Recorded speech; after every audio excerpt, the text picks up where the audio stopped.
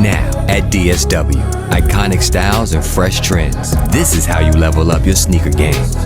In Nike, you can do anything. So much buzz that began overseas now spins in the city that never sleeps. And this stage is about to send shockwaves around the world. Oh, yes. Hello. Talk about a shocker. Welcome to the U.S. Open. Go from camera roll to closet by uploading pics of your favorite looks and shop similar matches to make them all your own. Oh, you want to get specific? Just circle the search. Boom, like that. As a musical style and as a culture, hip-hop is everywhere. It's on the charts, at award shows, in commercials, even in kids' movies.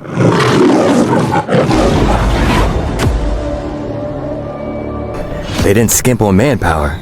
There are guards everywhere. They're not taking any chances. Can you sneak past them? Sure, if I look like someone with authority, I can stroll right in there with the right disguise.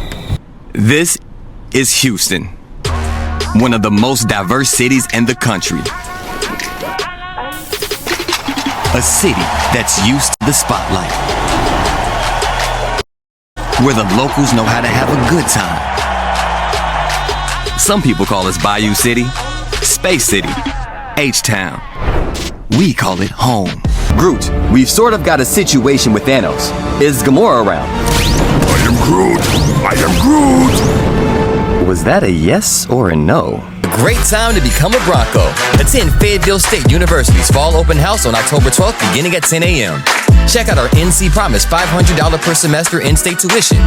Out-of-state tuition is only $2,500 per semester. What's good, everybody? Welcome back to yet another episode of Take Time Out with Tre Mosley. I am your host, Tre Mosley, and this young brother here, man,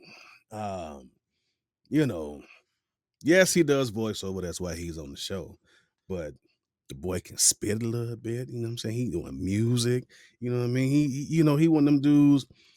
You know, if you get a deck of cards and you shuffle a deck, he gonna still come out on top because it's like, oh, voiceover, oh, music. You know what I mean? So I've been watching his growth, and I'm like, you know what? Let me get the VO lasso and reel him in and get him on the show. And I got him because I got some questions in particular about his name, and you'll understand what I mean in a minute. He goes by, well, his mama named him Matthew. Someone call him Matthew. But Matthew Parham is on the show. Welcome, brother. Hey, thank you so much for having me. I'm honored to be here. Yeah, man. Finally. But I'm gonna get into something else. Real quick, we gonna go straight forward. Slim, the reason. Yeah. So what's the story behind that there, sir? That's my artist name. And so it comes from two things. My uncle's name was Slim, and he passed when I was 18. Oh, okay. And so that's about the time I started running the streets. And you can't really be in the streets I was in and talk about, hi, my name is Matthew. So Where'd you grow up? Cincinnati, Ohio. Okay. Yes. So took the name Slim to kind of like keep my uncle's memory alive. And that ain't really encompass the totality of what I am. And so I started thinking, like, what else describes me and the process of my existence, and what separates lower existence from higher existence is the ability to reason higher. And so I was like, Slim, the reason. And 20 years later, I'm still stuck with it. That's a cool story, man. Thanks. So shout out to the Unc for the inspiration. You know what I'm saying? Yeah, my man. That's cool, bro. So let's get into it, man. We got the definition because I have been wondering for years, like, if I ever get to talk to this dude, I gotta get the inspo behind it. What was it like growing up in the Natty, man? I know a couple of people from there, but we never really talked about growing up in that city. I actually know a few folks from there, but what was it like for you growing up? Because you're a pretty artistic cat. So was that always kind of your vibe growing up? Yeah, I always been a little bit different. And being from Cincinnati is beautiful, man. It's like it's a big small town or a small big town. It's just like the perfect size Mhm. Midwestern vibes. You got snow, you got all 4 seasons. I grew up in a predominantly black neighborhood, but my mom, my dad, my sisters had a house, but everybody around me looked like me. So it was the best of both worlds, outside playing football and killing man on the sidelines and baseball, hooping all day, throwing snowballs. It was beautiful. But historically Cincinnati is the dividing line between the north and the south. It's right on the Ohio River. Oh, okay. Yeah. And Yeah, so it is, yeah. yeah, and so historically, it's been like the dividing line between the North and the South, and so racism is baked in heavy into the city. Mm. I mean, the Klan still burned or put a cross up on downtown square, like most of my childhood. Wow. Yeah, it's like that. It's like that, and so you had the weird dichotomy of like seeing people like me thrive, and the struggle that we also have, but then having like really rampant racism, and so just navigating that, kinda made me the person that I am, and I wouldn't wanna be from any other place in the world, but I'm glad I'm not there anymore. No doubt, no doubt. Being that you were exposed to that so early and early and often, um, was, music or the arts kinda your escape from that? Yeah, I don't even think I realized it was an escape, it was just part of the existence, like, I grew up on Sundays, mom, dad turned the stereo on, put some vinyls on, some Earth, Wind& and Fire, we cleaned in the house, Yes, sir.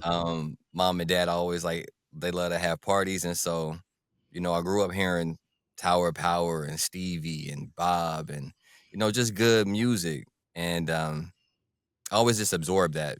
My sisters were always in and out the house. And so when they would have those grown folks party and I'm supposed to stay upstairs, you know what Yeah. I'm saying?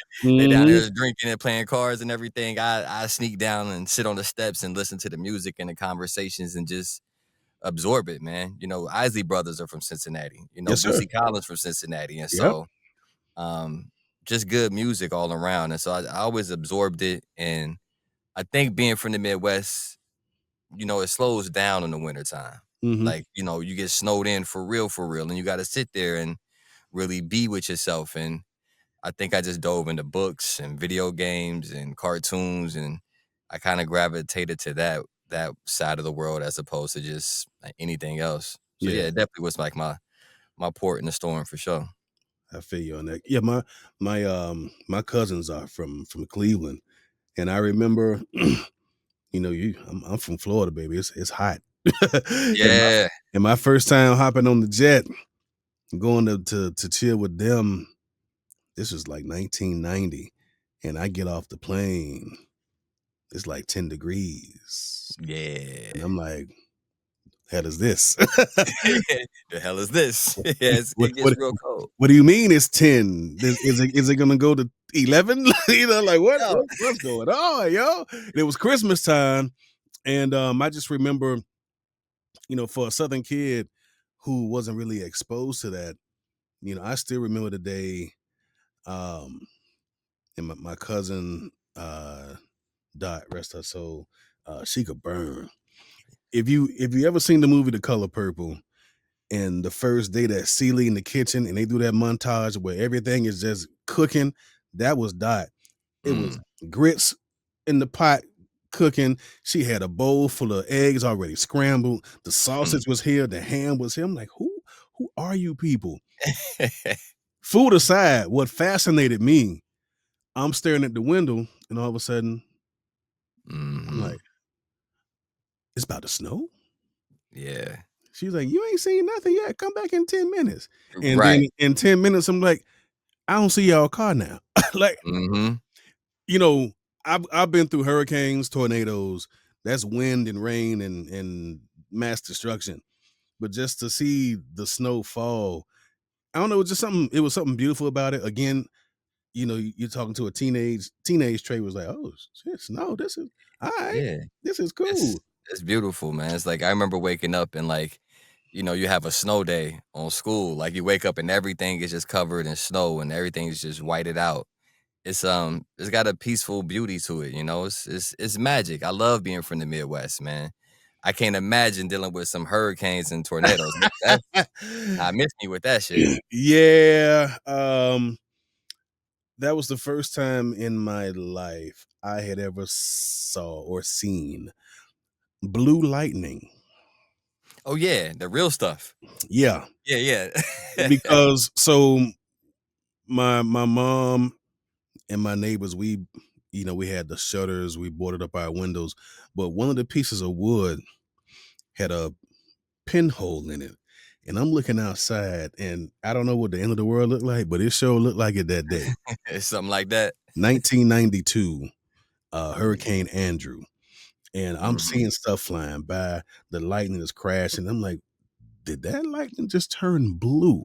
Usually Yeah, lightning has either very white right. luminescence or yellow, blue, green. I'm like, yo, I'm gonna just sit still because I don't know we gonna make it. that Yeah, it's that different, different. We got that in the Midwest too. If you from Florida, why you got all this Raider stuff on though? so listen, What's that about, man? so listen, since if you really must know, I must know. I'm a Dolphin fan, Of course. because hey, I'm born and raised in Miami. That's home for me. Ah, However, as a young pup, watching the Super Bowl one year, this cat named Marcus Allen yeah. showed out on the Super Bowl, and I'm like, who is this dude? Mhm. And he made me a fan. And my allegiance has been with them ever since. I still root for my Dolphins, not as much as I root for the squad. Crazy enough, um, so the bathroom downstairs, Raider curtains in the shower. Even the toilet seat has a Raider cover on it. And upstairs for a while, I had the Dolphin floor mat. So I still rep both of my squads. Got it. One's doing better than the other. Mhm. But Yeah. speaking of, you a Bengals fan? Hardcore. Okay, that's what's up. Hardcore. Always, no matter Because what. It hurts, but because a lot of folk don't claim them, and I was just I made some remarks on one of my Facebook posts, and I'm like, it's probably only two teams in the NFL that I just loathe, and it's the Patriots and the Chiefs. yeah. Because we got robbed when Brady fumbled that ball, and they was like, The no, tuck rule. don't- we don't need, Yeah, that's some BS. Yeah. But Bengals I always dug the Bengals, man. Yeah, man, we got a squad.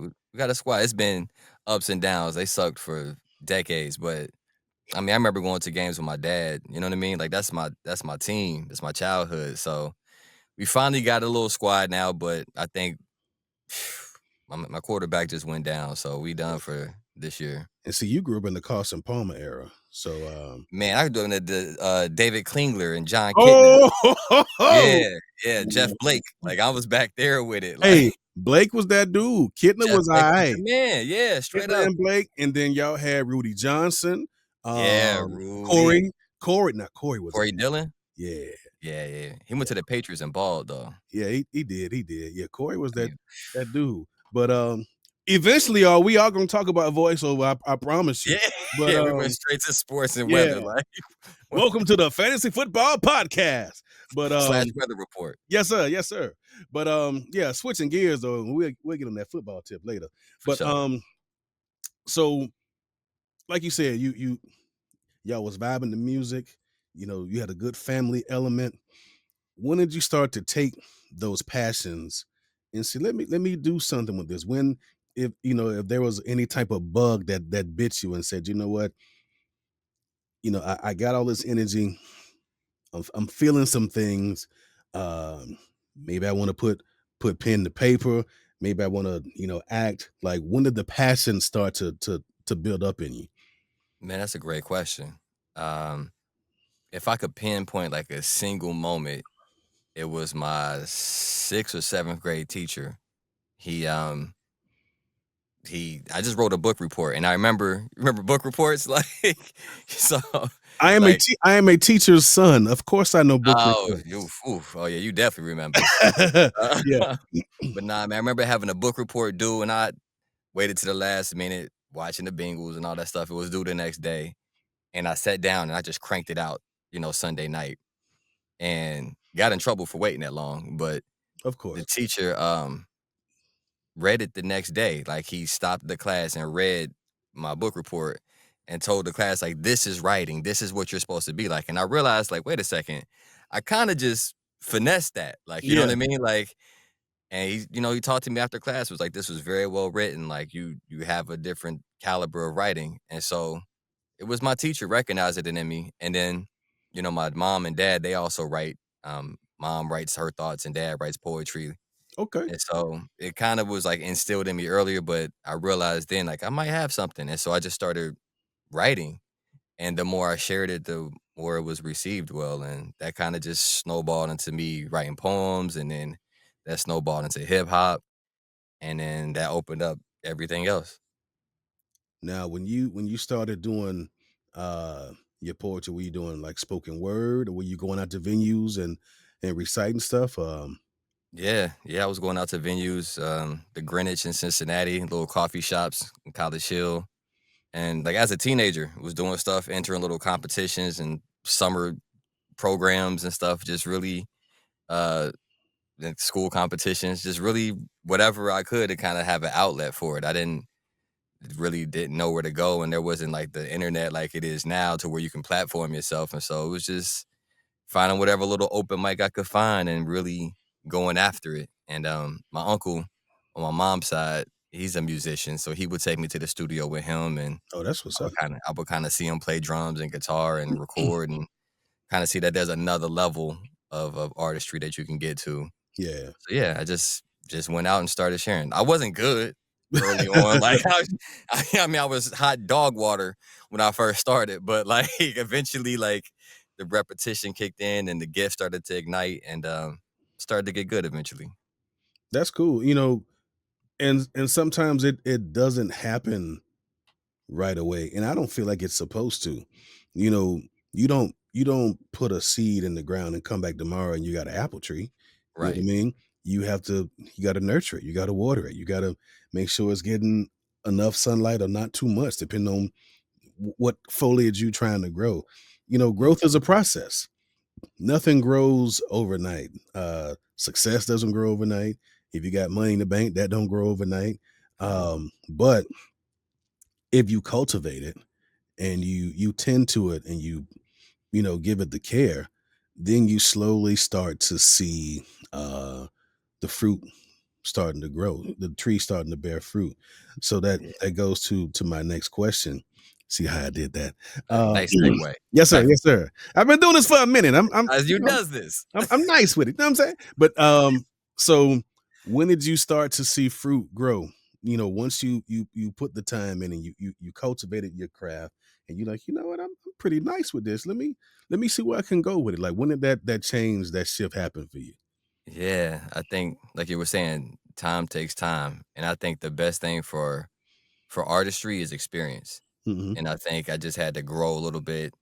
I think the thing that really, like, was the catalyst was 2 things. I end up, wilding out and not going. I lost my scholarship to go to Morehouse, so I end up just stuck at. Oh, wow. Yeah, yeah, best thing that ever happened to me, though, like, because I wouldn't be here, you Yeah, know? yeah. So but I ended up stuck in Cincinnati. Um, that depression that I got stuck into, Mhm. yeah, I think that was the thing that really deepened my writing and my connection with my thoughts. And then my political mind started to activate. I read autobiography of Malcolm X. Um, They Were Here Before Columbus, Ivan Van Sertima, just started really absorbing different books. Yeah. And while going to college at University of Cincinnati, studying African American history, philosophy, all of it just started to awaken me. And yeah, I think at the same time I started really exploring hip hop as like a outlet because I love hip hop, especially back then. So I started going to the studio around Cincinnati, met up with a couple of producers. Um, Shout out Sal Dolly, shout out Mysterious Productions, and then started working with them and had like a home base. I feel like every comic needs a Jay Dilla, you know what I'm saying? And Facts, so facts. I found my Jay Dilla in Mysterious Productions and Sal Dolly, and I just started getting fed beats and writing and getting this process of recording. And then right around I switched my name from Slim to Reason and it became SlimDaReazon. It clicked and I had enough seasoning from experience from life, enough time had passed, enough struggle, enough disappointment. I had enough stuff to talk about, heartbreak, partying, Mm. women, like, you know what I mean? Like the streets, like I had everything to talk about politically Yeah. and the fire of just youth to kind of spit it out. And that was the spark that moved me to LA and that changed everything. Now, how old were you when you went west? 22, Oh wow, 23, okay. maybe. Yeah. Moved out here with $300, a lease that I had just signed, and a crazy ex-girlfriend, and then and made it work. That'll do it. That will Yeah, do it. Lord.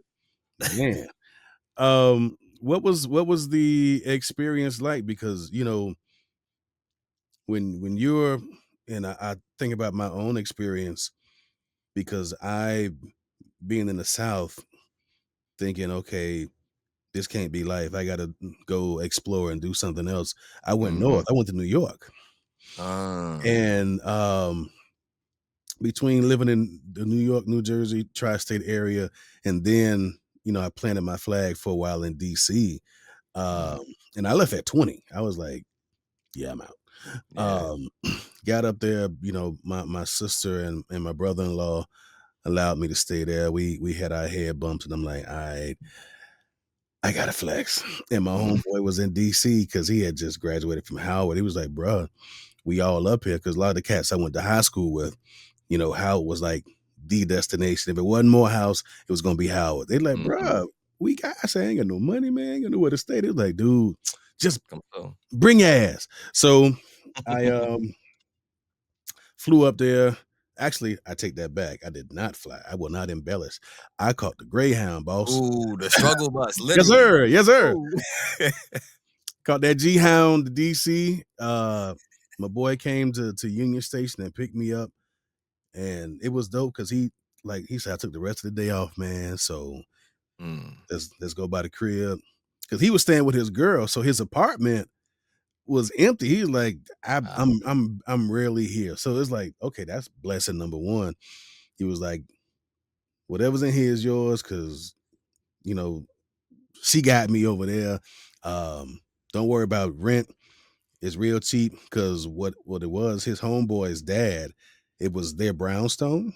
So he was like, look, everybody can chip in like $200 a month. That'll take care of the house. I'm like, what? Yeah, so especially coming from New York, those numbers sound lovely. Yeah, buddy. Yeah. So I was like, okay, I can make this work. So how was that transition for you? Because, like you said, Midwest is very laid back, it's slow. And now you in LA where it's like they moving and grooving, man. So how did you fare well in that adjustment? It was, um it was the best thing ever. I loved it immediately. I fell in love with LA the first time I visited. I remember I came out here to kinda prepare to move, and I had never seen it before. I was just chose this destination, um, and I came out here, looked for apartments, blah, blah, blah, went back to Cincinnati to prepare, and everything looked different. I remember telling my parents, like, I had new eyes when I went back to Cincinnati. Like, Uh, the roads look small, my boys look dusty, like, everything everything you know what I'm Damn. saying? Like, everything just looks smaller and Yeah. dimmer. Like, I had new eyes, and so Mhm. when I came out here, it just allowed me the freedom to be as weird as I wanna be without worrying about the streets coming after me. Even though I moved directly to the Crenshaw district and I'm still here Yeah. in Leimert Park, like, I'm still around my Okay. people. Yeah, yeah. Yeah, so, um, I love being around people who look like me, like, that's where I wanna live. It's where I feel most safe. But it was just a different level of freedom, like, like, you can just be what you are out here. You Mhm. can find exactly what you're looking for. If you wanna get on some bullshit, you can find that. Like, if you Right. wanna party and drugs, you can find that. Right, If right. you're looking for art and community, you could find that too. And so, I just started to, like, find my tribe and my community and being around people who are also into the arts, who are also into philosophy, who are also into just yoga and just finding the different ways to be. I started just to attract tribe, and, man, too long after that, I made my first rock and roll band, the 513 Elevators, Okay. and we was off to the races. So let's get into that because, I'm glad we finally got a chance to connect because I see so many similarities in us. And I'm going to tell you what I mean by that. I was not the typical black kid. You know what I mean? Yeah, I watched cartoons and played video games, but there was another side of me. I watched a lot of public television. Mhm. I love documentaries even as a kid.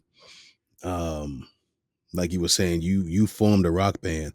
Um, I sang in the church, but I always would listen to there were certain metal groups. I love me some Van Halen. Mhm. Love me some Poison. You know what I mean? Some Twisted Sister. But then I also was feeling Living Color too and Fishbone. You know what I Mm. mean? But I could not tell my boys in Miami who we grew up on Luke. you know, and Get it, get it. you know what I'm saying? And Poison Clad and all these cats like, hey man, I'm in here bumping this Fishbone. They like, you What? hungry, bro? Like, nah, Right. nah, man. Fish, never, man. So Mhm. talk about even though we are of the culture, but there's also a cultural shift in us and how and you were aware of it early. Um, talk about how those experiences also shaped you because sometimes because even though we're in a culture where we are accepted, we're still different. And how were you able to navigate that while still acknowledging self? Yeah, another great question, Tre Mosley, I goddamn. I got him, baby. Yeah, you do. Um, it's a process, you know what I mean? I think it's another thing that required time, finding out, like, your differences are your mutant ability, that's what makes you dope. Mhm. Um, take nothing away from, people who stick to the script or maybe prefer a certain lane. Um, I was always aware that I was walking two different paths at the same time. Yeah. I for a little bit of time I went to Catholic school, even though I was in my community. So I would bus out to the little Catholic school, be with my little rich white friends and with my little uniform and shit. Like, you know what I mean? Come home, had to take my uniform off before I got roasted on the way home. Like, Oh, yeah. like those experiences. And so having different conversations at school, listening to that different kind of music at school, getting put on to different stuff. Yeah. Um, that was just something that was always a part of it. And, I had a good family, like my sisters and my cousins, my mom and dad, like they allowed me this safe space to listen to whatever I wanted to listen to Mhm. without judging me or roasting me too much, while also putting me on to Tribe and Tower of Power and, all the good stuff. And Yeah. so I was just always absorbing both. And then when I realized that that was making me able to have conversations with everybody, to find similarities with everybody, I just doubled down on it. So by the time I moved to LA, like I was seeking alternative experiences because I don't have to try to seek myself. I am what I am. My culture is my culture. I'm gonna get that. No doubt. It's intrinsic, so I don't have to really seek it. I live in Leimert Park. I can hear the drum circle every night, like so I don't need to That's chase it. fly, man. I always love that area. Yeah, Um, and I'm like, I just wanna find a weekend and just come and just chill at the park. I had another pull friend up. who lived over there, man. But now that I know you out there, man, and you on that side, Yeah, you see me for sure. yeah, pull You'll up see me for whatever. sure. So now that you have planted your flag in the city of angels and you got your tribe, you vibe. Oh, now as far as the hip hop, were you in a group or were you always a solo act? I mean, in and out, just mostly solo. I've had 1,000 different crews I've been a part of. You know what I Yeah, mean? Uh, yeah. Yo, just people crazy, you know what I mean? Like, so I feel I've you. always been different. I've always been like the Kendrick of the crew or the Talib Kweli of the crew, you know what I mean? And it definitely would be like I So, love being a part of. I said, was it a clash at any time? I mean, nah, because people will let me be part of the group and they could see my my talent, so it's like you can't deny it, but, like Russell Simmons said something like, "The best hip hop artists are like a poet that is around thugs." Ah, And okay. I was always just like a poet who was just around certain elements, and Yeah. so whether it's people in my family or just my environment, like, always just been a poet around thugs and or just people, and so, I never fit anywhere. That's the thing. It's Mhm. always had to be my own person, even though I be in and out of different crews. Yeah. There's one of my favorite singers, Rochelle Farrell. She has a song called Individuality. Why can't I be me? And it's real talk. You know, I think the world's a better place when we are not the same. Because if I'm in a room and everybody the same, that ain't fun. I need to learn something different. Like, what do So you fun. bring to the table? What do you bring to the table? If we all at the same table eating the same food, it's like, Mhm. hmm. But if I got some ribs and my man got some tabbouleh and she might have some gumbo, I'm like, so no, yeah, Hey, I'm gonna give you a little piece of this rib. You give me a little scoop of that. You give me yeah, some of that, and now you know that's where the flavor comes in.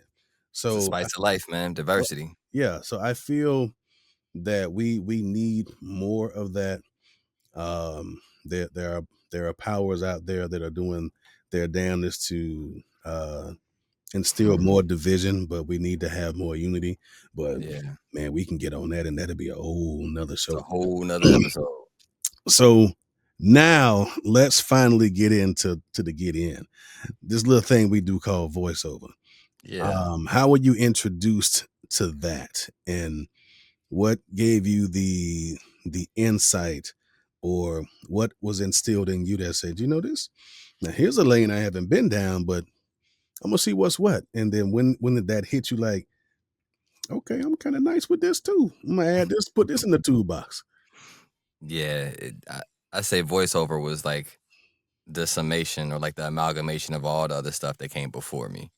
Like the music, the poetry, the writing, um, being in LA, like I've been exposed to different acting workshops, have dated a lot of actresses and like, like wrote a couple spec Okay. scripts, like, help my boys with their lines and just kind of being in LA, you kind of come across that. And so through music is how I found VO. My friend Tim Friedlander, That's my boy. that's my guy, man. We're bandmates, and so we were bandmates for 6, 7 years. Yeah.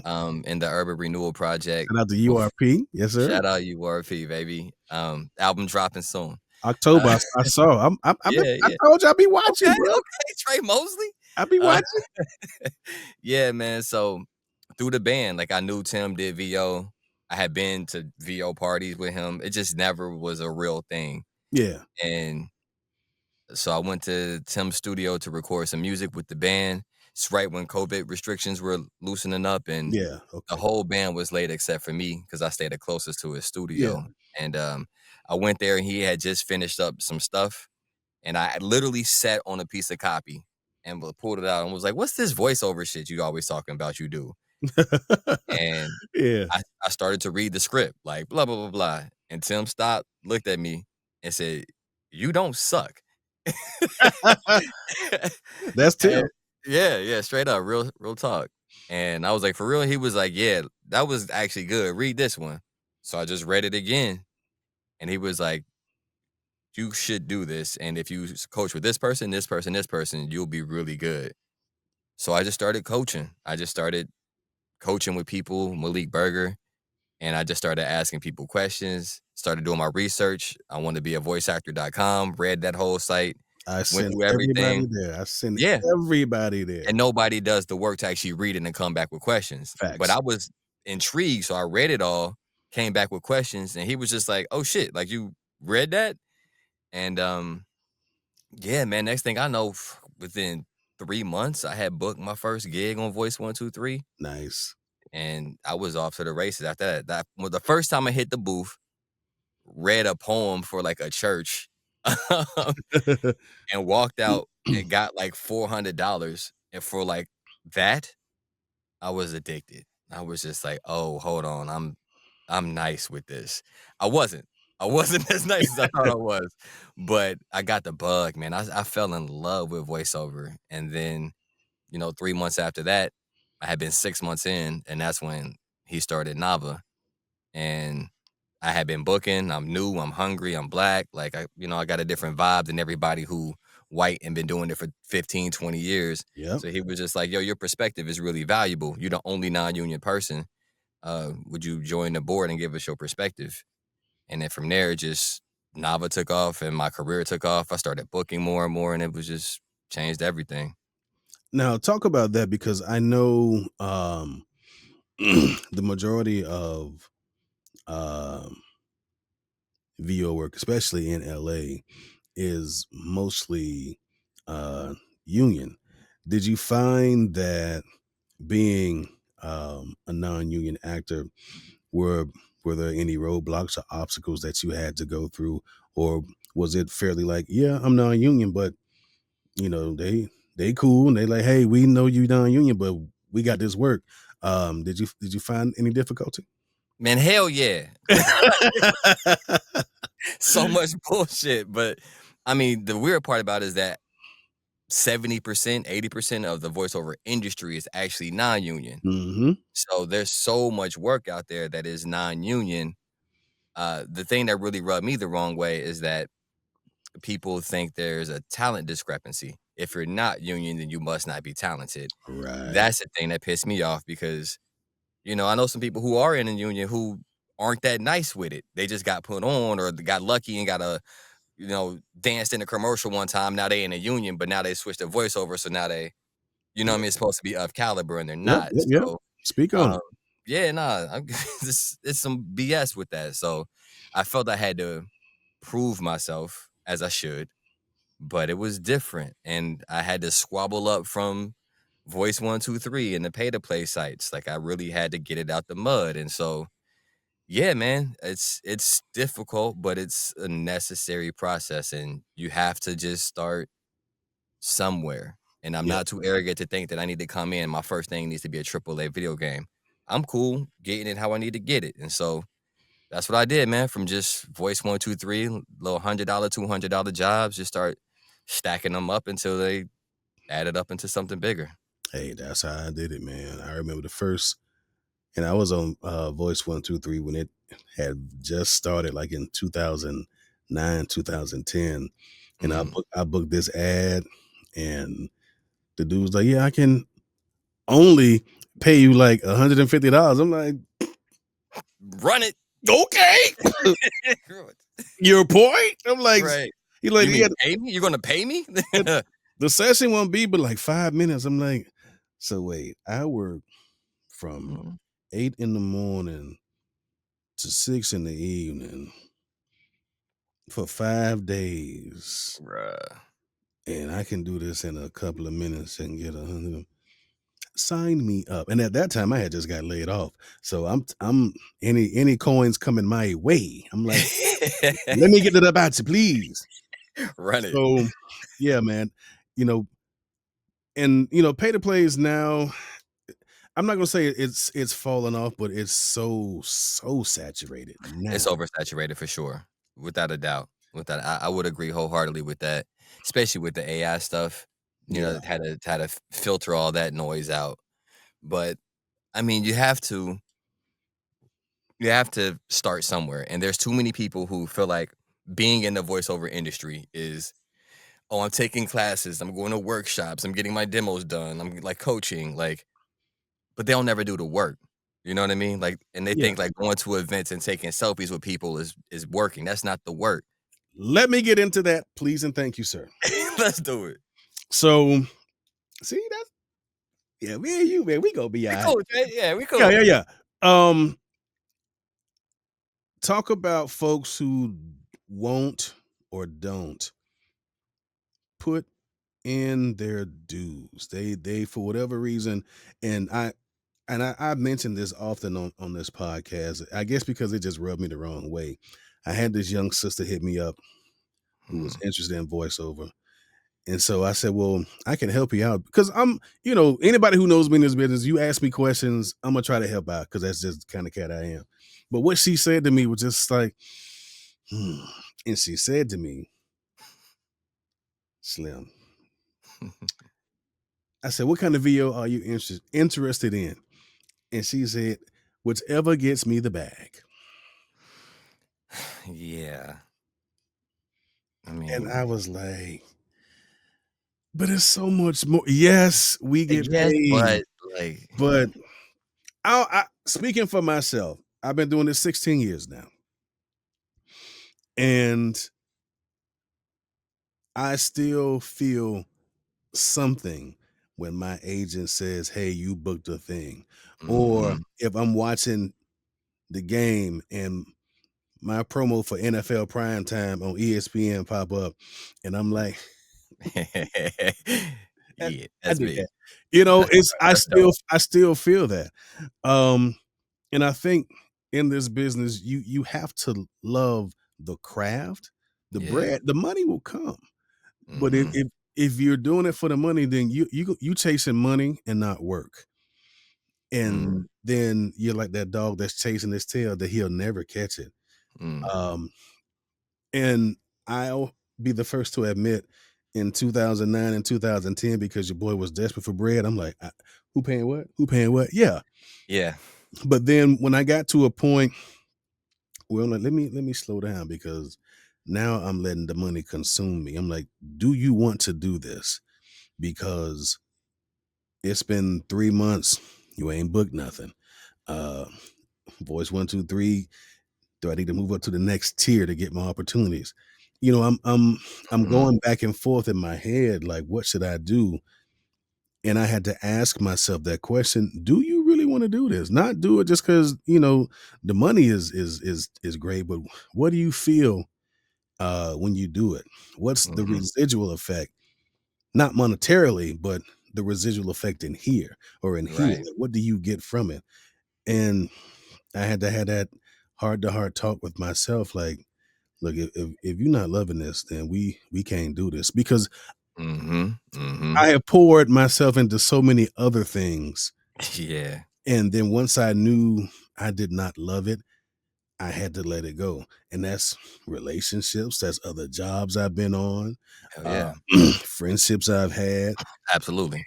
so you start to have that discernment, like, okay, put surround yourself with things and people that you love and that you want that relationship to nurture and grow. And once I made the decision that, yeah, I want to do this for real, Mhm. I'm a respect the craft of it and really Exactly. put in the work. Like you said, that's a lot of cats don't do. I think things got easier for me. Not saying getting the work is easy, but learning how to properly audition, um, knowing that every audition ain't for you. Because there was at Yeah. one point, whatever voice 1, 2, 3 sent, I'm like, I'm gonna audition for that and that and that Mhm. one back there. But then it's like, that ain't really your thing. Filter those out. Do these 5 or 10, and keep it moving. Um, Mhm. so yeah, I definitely had to respect it. But why do you feel that a lot of people, I don't know, it just feels like, yes, again, they see the dollar signs, but they're not really wanting to put in the Put work. that work. Yeah, everybody wants to they wanna shine, but they don't wanna grind. You know what I mean? People want the acclaim, but nobody really wants to be of service, even to themselves. Like, they just want the benefits that come with it. And so, yeah, man, the thing about chasing the bag is that, like, you should be chasing the craft because the bag comes with it, Yes, sir. you know? And all bags aren't created equal, and all bags aren't worth getting, you know what I'm saying? Like, Talk about it. sometimes you don't wanna, like, represent yourself or your culture or your people or your family that way just for a bag. So, Mhm. I wouldn't, but, to each their own. And so people just people always talk about, "Oh, how do I get into voice acting?" As though it's a racket to crack or something. Right. No one's ever like, "How do I get into becoming a doctor?" Because they know it takes work.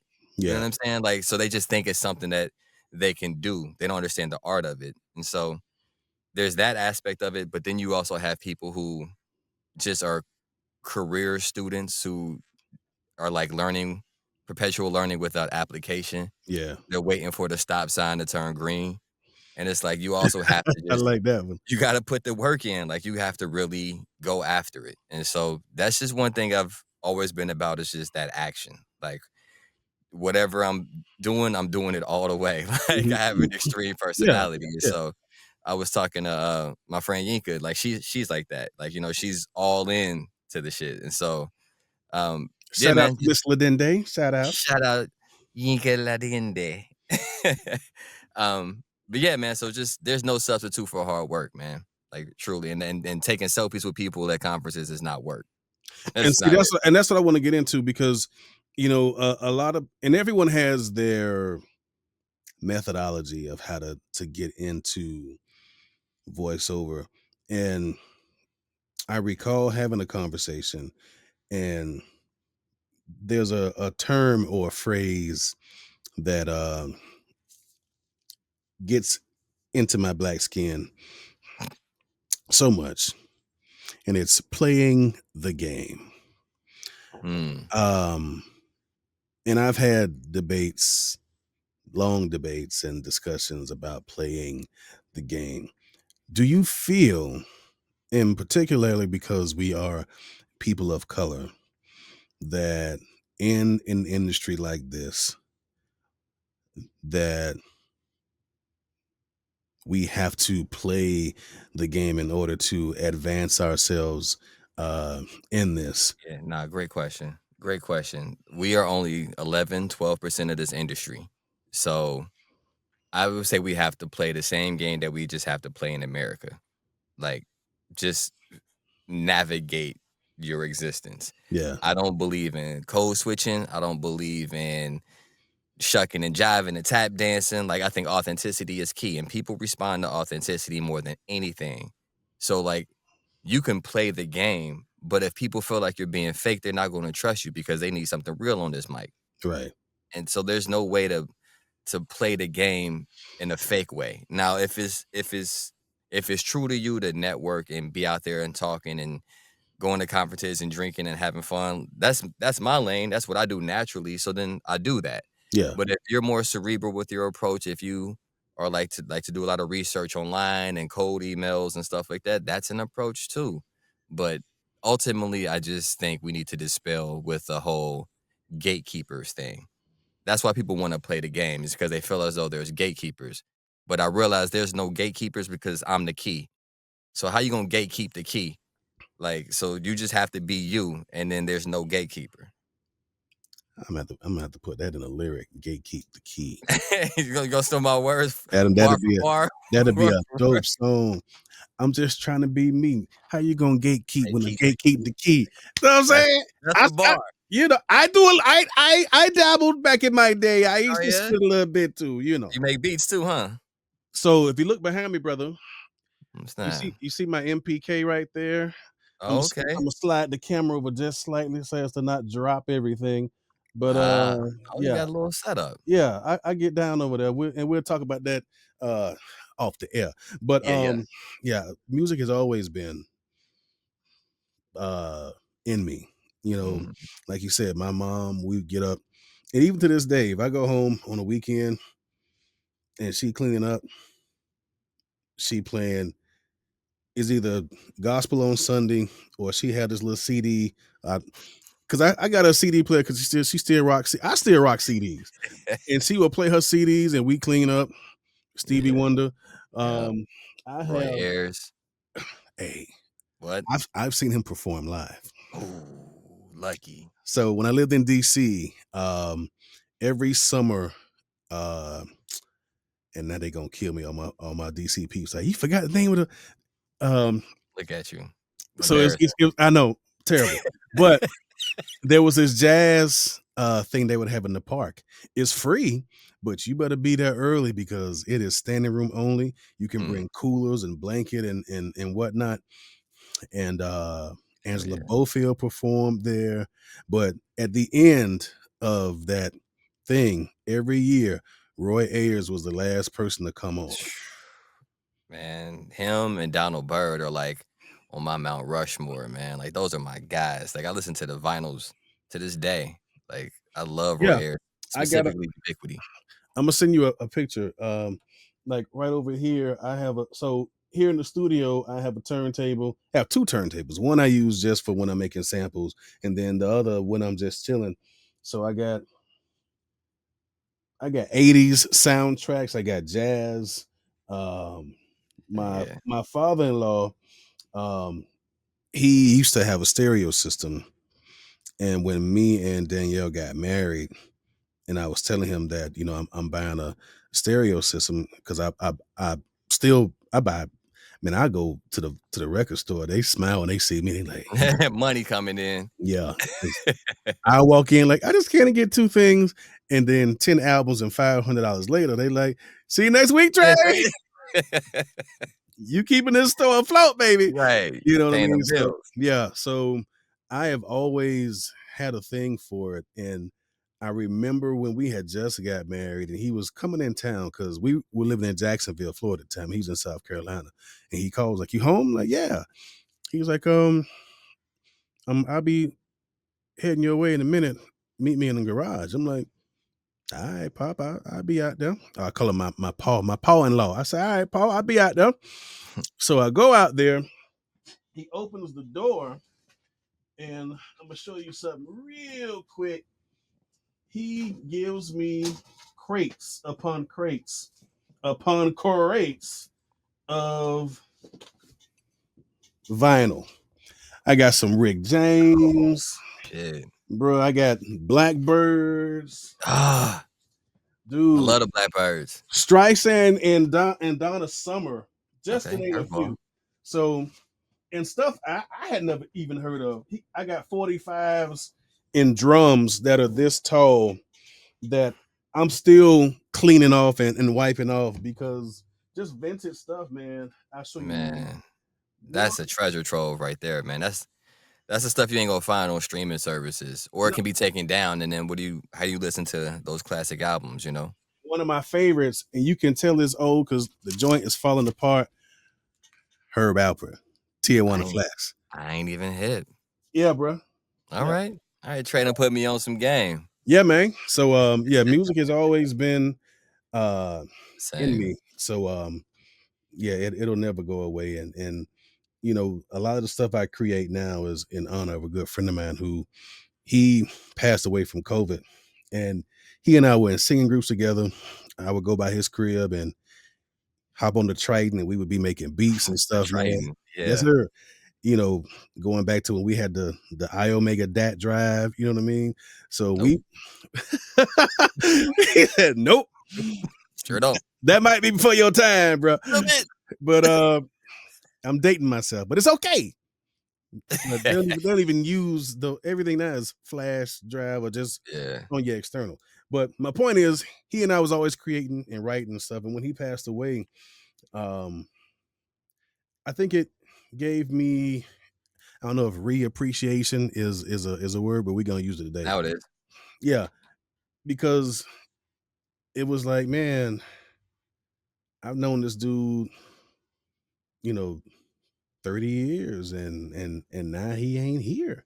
And I don't know how to really cope with that.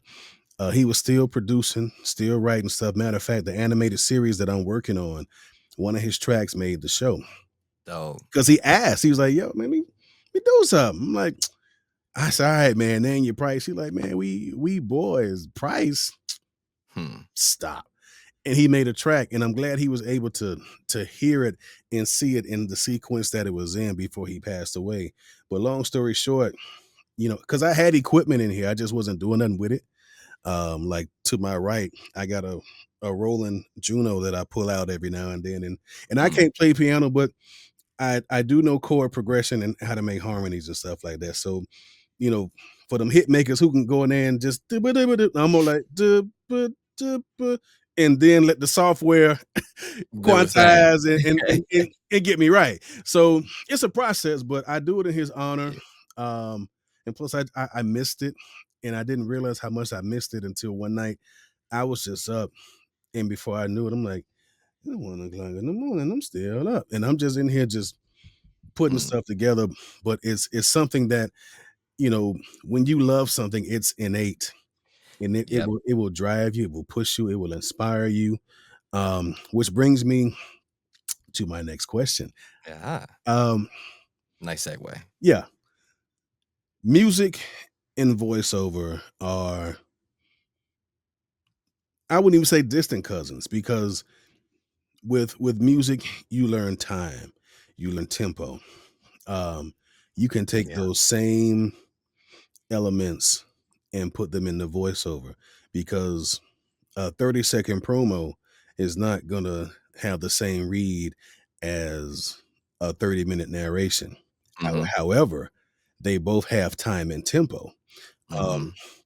take what you've learned from the music field and with hip hop, and how it has been a benefit to you, embarking on your VO journey. Yeah, I actually flipped the question. Imma start with the problem that it caused for me first. Okay, that ain't, hey, go ahead. Yeah, nah, is that I had to break my natural rhythm. I was overly rhythmic, and still am. Like, sometimes, like, I simply cannot break a cadence, and I'll do an ABC take, for an audition or even in the session, Mhm. and I'll have to make concerted effort to change my rhythms. So that has been an ongoing struggle. I'm guilty of But that too, yeah. yeah, I can imagine. But the opposite of that is that it did give me rhythm. It helped me understand flow, timing, and just like any good jazz musician would tell you, sometimes it's the notes that you don't play that makes all the difference. Mhm. And so figuring out like where to play the beats in a script because that feels better to me. Um, that it gave me such a transferable skill set that I don't know how you come into this aside from theater, which I feel like is a great on Yeah. ramp for VO. But if you're not doing theater or music, I don't know how you just approach this and find success because I can't imagine not having the tools of rhythm and timing and flow and cadence Mhm. that I naturally brought with me from poetry and hip hop. Like it's been a large part of the reason I've had the success that I've had so fast. Not to that sounded hella braggadocious, No, but I feel you though.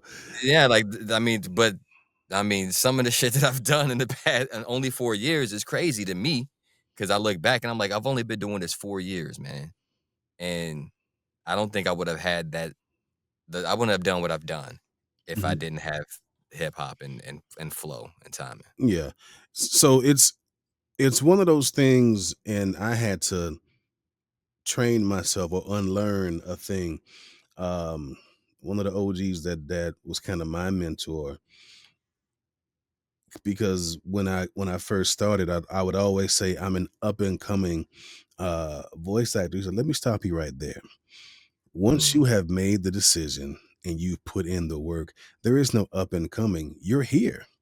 It's just yeah, maybe everyone doesn't know about you yet, but you're here.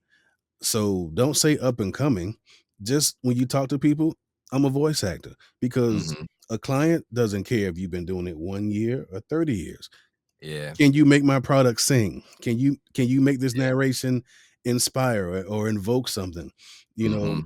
can you talk about the US Open on ESPN Hey, and make people tune in? You know what I welcome mean? to the US Open. You know what I mean? So You saw that, huh? You saw that, Tre Mosley? I told you I'd be watching, dog. Yeah, that was a good one. Yeah. So I was you very know, happy to get so it's like, even though in a short amount of time you've amassed a lot, but again, going back to what we talked about early in the segment, putting in the work. Mhm. And you've made a declaration to yourself, to those who have said, we're going to trust you with our work, because you put in the work. And work and work begets success. um how do you feel in this short amount of time to see that you've been bearing fruit so quickly, and now that you have, where do you feel you can go at this point? Another great question. Imma actually get hella vulnerable, like, Let's get it. and kinda back like we were talking about earlier, about the snow and being from the Midwest. Um, I remember sitting in my bedroom looking out the window and, all those years and just looking out at the snow and the forest and everything and just feeling like I was bigger than this city, feeling like I was bigger than this room in this small house. Like, I remember feeling like an artist, and I remember I had this LL Cool J poster on the wall, and Yeah. and it had my face transplanted on it. So, and it said "World's Greatest Entertainer." And I remember looking at that poster, holding the brush, dancing in the mirror, rapping. Like, I remember preparing for something. Even then, that little boy was right, and Mm. that's a crazy thing to realize that he was right. Like, he believed, he felt something, he saw something, and that I grew to pursue it, and it's happening. And so I know what I was dreaming of then didn't stop here. Like, I know it was even bigger. And so for that little boy, that little black child and who sat in that bedroom who dreamed to travel the world doing him, um, Imma do it, and I'm not stopping. And so, like, when I see the fruit, it's just only giving validity to that little boy's dreams. And so I'm encouraged, I'm thankful, I'm inspired, I feel blessed by God, and I'm feel blessed to have the family and friends and network that I have. And I feel like it's my job to represent, like, for all the people who look like me, for people who sound like me, who walk an alternative path, who, who just if I resonate with anybody, um, it's my job to just to put on for my culture, my people, my tribe. Even if you don't look like me, but we spiritually the same resonance. Yeah, yeah. Like, I just want to represent for people. And, I've gotten a lot of responses from people from all walks of life who just randomly reach out to me and really organically introduce themselves and pour into me in very interesting ways and say that they see me and they appreciate how I show up in the world. And I'm not trying to do anything. I'm just existing to my exact Just you frequency, being you. Yeah. just being me, man. And like, I make mistakes all the time, but like, to see that people are responding to it, that the universe is responding to it, that I'm getting more opportunities, that I'm booking, that Tre Mosley's reaching out to me, like, that Tre Mosley watching me, like that. It's the little things that let me know that that little boy was right and to keep fighting for his dream. Word. That's what it's all about, man. I made a Facebook post not too long ago. Well, you be on that Facebook, don't you? Yeah, I do. Damn, Unc. I be on there because um I do it twofold. One, because I was told, as my wife would say, by someone of the lighter hue, that I bragged too much, that I should be Mm, more humble, and that mm, you're always, instead of you working on your craft, that you're always on Facebook. And my response was, well, it seems as if you're on there too because you're knowing when I'm on with your looking ass. there. But oftentimes and I don't post often, but I'm always watching. But if something happens that inspires me, then I'll go and make a post. But this Absolutely. particular instance, I found a picture of me, and I could have been no more than, I'll say, 8 or 9 years old. And I posted it, and I said, and it was basically grown me talking to young me, kind of like Mm, what you were saying. Like, I'm yeah. telling him, hey, we've been through a lot, and I just want you to know that you did okay. You know, your voice is heard all over the world. People love and respect you for the person that you are. You got a bad little shawty with you. You know, Hey, you doing all right, man. So alright. just just keep fighting that fight, keep hanging in there. And not only was it big me talking to little me, but I was also talking to me now, Mm, because we as black men carry a lot of trauma that we may or may not discuss, yeah, either amongst ourselves or with anybody.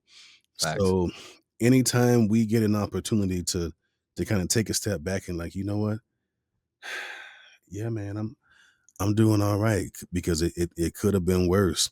Or a lot of our brothers who we grew up with started dropping, Yeah. and you go from, man, I remember when the crew was like this, And now Mhm. it's like, you looking at the phone like, "Can't call him, he gone. Can't call him, he gone. Damn, can't call him, he gone." But I'm Mm. still here, so as long as I'm still here, I gotta do it not only for me, but I'm doing it for them, Yeah. because when they were here, they was like, "Hey, man, I heard you on blah, blah, blah, or I saw you on blah, blah, blah, doing your thing, man." It's crazy when I go back home because my house is right around the corner from the projects. And Mhm. a lot of my boys was out there slanging, doing their thing. And for that brief little second where I thought, okay, the good boy is gonna go and want to be a thug, they was Yeah, like, yeah, yeah. if you I've been don't there too. if you don't get your ass from around here, your mama will kill us. Cause she taught all of them. She was a teacher, right. Yeah. So I would go, Yeah. I would go hang out with them. But then when they was, doing, they like, Mm. bro, you don't want to be around when this You go from down. around here. They like, get your Yeah. ass on. Because they saw something in me that maybe I'm thinking I want to emulate them because they had the chicks, they had the cash, back then the gold chains down the here. I'm like, I want that. It's Mhm. like, nah, you don't want to know what I took to get this. So that ain't for you.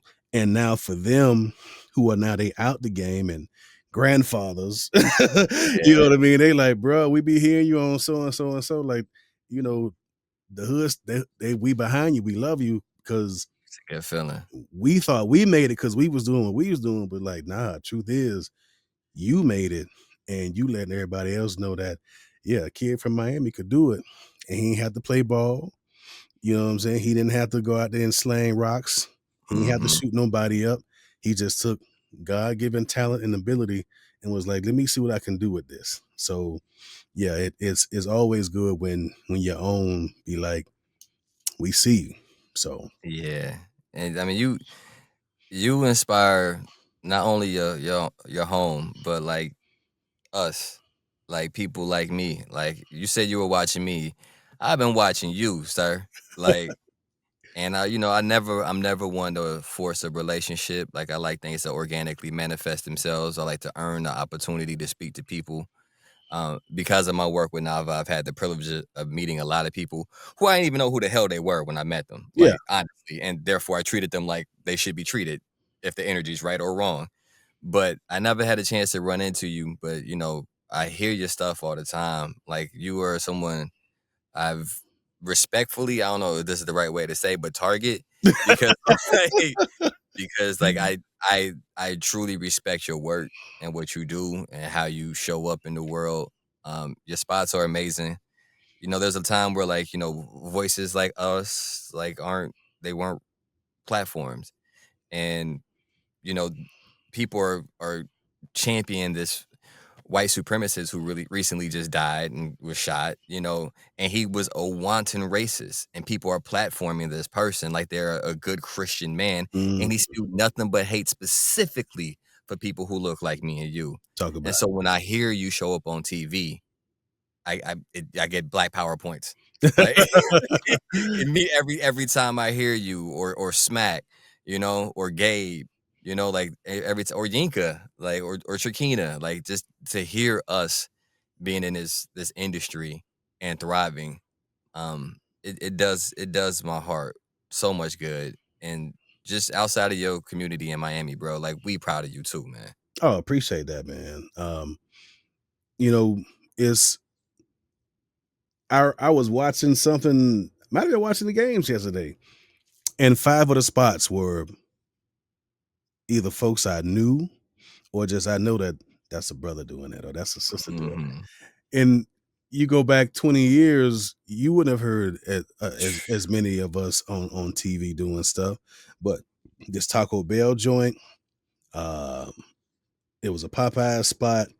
Of course. Uh, yeah, that one kind of, Yeah. but it was a Acura. It was, I mean, like brands, you know what I mean? Mhm. And they was all us, and I'm like, they Yeah. hate us because they ain't us, and this is evident. Yeah, But it really is. if you ain't gonna see us, you gonna hear us. Yeah, So you can't stop God, man, I always say, like, there's an infinite amount, and so, like, for them to even hate us because they fear losing something, lets me know that they ain't in the right frequency because abundance is real. The universe is never running out of stars. Like Facts. trees grow fruit every year. Like there's no such thing as lack. There's no such thing as scarcity. And like once you break that mindset, which is something that I've been that's been drilled into me recently a lot by Karen Gilfrey. Like she's always just like preaching about abundance. But yeah, once you are outside of that limiting frequency of fear about scarcity, you realize just how much the infinite is. Yeah. And like so the spots that are going to us isn't taken away from anything. The spots that are going to you aren't taken away from me. Right. Like there's enough for all of us to eat. And like you said the other day to me, like pull up to the table, man. Like there's enough for all of us to eat. I really respect that. Yeah, all good. Cause yeah, you was like, I'm coming for you. I'm like, damn, I am, I am. you could just sit here. You ain't gotta, we Nah, gotta nah. I'm move. I'm taking chicken off your plate. I'm taking macaroni off of Smack's plate. I'm saying I want 10% tax on everybody. Brother said he just coming. I said, I guess I gotta cook some more then, cause Hey, yeah. Hey, I'm I'm coming, man. I'm I'm coming. stingy. I'm like, I'm stingy with mine. You gonna just take off But nah, my plate. But no, it's the highest honor I could pay somebody. Is like to feel like they are somebody I could aspire to. no, Like like Kobe did it with MJ. Like I yeah, gotta go after this person. Like, you know what I mean? LeBron did it to Kobe. Like it's just how I feel. Like I'm super competitive. And so I get inspired when I see you. I get inspired when I see Smack. Like I truly look to y'all and feel like, oh, this is possible. Like yeah. I can do this. I can be on ESPN every other commercial. Like, oh, okay, let me target that. And but it's the most cooperative competition because it's not truly taken away from you. It's Oh just yeah, for realizing sure. like this possible. So Yeah, thanks. I no, and it's all good, man. I'm I'm I'm kidding, but Yeah, it's me too. it's one of those things. I remember an agent sent an email out accidentally and did not blind copy the talent they were emailing to. But what Uh, was cool about that incident or that moment, I won't say it's an incident, it was all brothers that they were emailing. mm, So I just hit all of them. I said, hey, I know y'all saw that. Just want to say whoever get it, good luck. And look, we all in here. They must think, they wouldn't have hit us up if they didn't think we could do it. So whoever get it, it's still a win for us because I'm looking at this brother. I'm like, these are all brothers. Like, okay, so yeah, they figure one of y'all got it to get it. So let me go on mhm. and send that to you. And then that's how you also know. Oh, I didn't know he was on the roster too. Or I didn't know he. Ah, I see what y'all Yeah, doing. So on the yeah, low, man. It is more room at the table, and for we sure. we are happy to have you, brother. And anyway, I can help, man, and give game or whatever. Just you got my contact now. Just hit your boy up, Yeah. man. It's all good. Oh Uh, yeah, yeah. You stuck with me now. We locked in, Tre oh Mosley. yeah, especially now that we've established so many similarities and things. We definitely gonna So be locked in. Uh, yeah. Let me wrap it up because, like I said, I like to be mindful of people's time. Oh Uh, yeah, we an hour and 11 minutes yeah, in. bro, we got it in, man. We was That went cooking. fast. We was cooking. Uh, Yeah. Two questions I like to ask. First question: when you finally got you a nice gig and they gave you a nice little piece of change, what did you do when you got it? Like, what did you get? And then, second question is: when the mics are off, you're not on stage, and Slim is just being Slim. How does he take time out for himself? Run it. Hmm. For the first question, I haven't got that piece of change yet. So Okay. we ain't there yet, brother. We still squabbling up. But I bet. when I got the biggest check that I've got thus far, which wasn't that much, but my first 5-figure check, I'll say. Um, man, I think I just ordered like some Uber Eats. Like I ain't bad. what ain't care about like the delivery fee, like you Yeah. know what I mean? Like I got what I wanted, like sat back and like enjoyed that meal. I'm a super foodie, so food is my thing. Yeah. Yes, sir. And how I take time out is, man, I've really been leaning into the gospel of rest. Like there's a hustle culture that I feel like Mm, that perpetuates burnout as though it's something to achieve, like you're yeah, supposed to pass out, and I don't think that's how you achieve success. I think you have to do, and then you just have to be, yeah. and like the jazz scat, like do be do be do, like you gotta do when you have to be, so, I spend a lot of time doing, and so when I'm by myself, the mics are off, the computer's down, man, I might be sitting there reading a good Anne Rice book. I might watch some anime. I might play some video games. I might watch my Bengals. Might go for a walk around Lamar Park, listen to the drums. Like that's what I do, man. Or photography. I got a Nikon right over there. Nah, I'm Team Canon, I, baby. I I figured you was gonna be. I said, watch he switch up on me. Watch he switch up on me. For But sure.